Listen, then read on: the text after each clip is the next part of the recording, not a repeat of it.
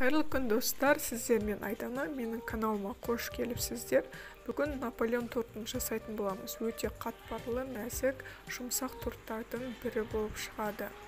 Бізге қажетті заттар: салқын суымызға тұзымызды және сірке суын салып жақсылап араластырып аламыз. Оның үстінен 2 жұмыртқамызды жарып салып, жақсылап араластырып, холодильникке қамырымызды илеп болғанша қойып қоямыз.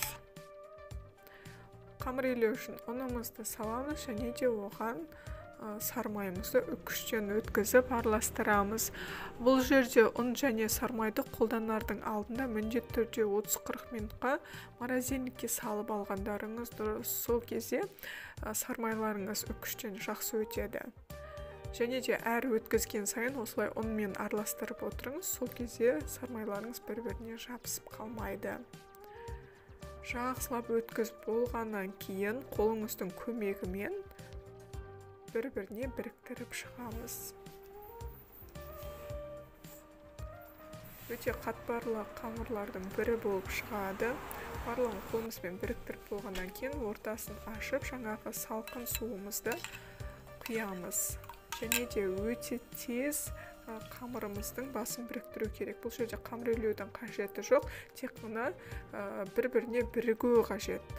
Шет-шетінен қайтарып, қатпарлы қамыр жасайтын боламыз. Бұл жерде қаншалықты шет-шетін қайтарасыздар, соншалықты қатпары көп, қатпарлы қамыр болып шығады.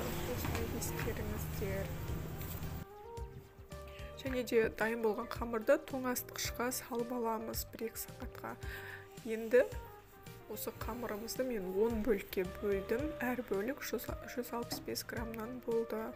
Міне қараңыздар, өте қатпарлы, әдемі самса болды. Бұдан түрлі нәрсе дайындауыңызға болады. Енді осыларды бір келкетіп жайып шығамыз. Дайын болған қамырымызды 230 градуста 10-12 минут аралығында пісіріп аласыздар. Және де міне шеттері өте қатпарлы, қытырлақ болып пісті. Енді жинаймыз.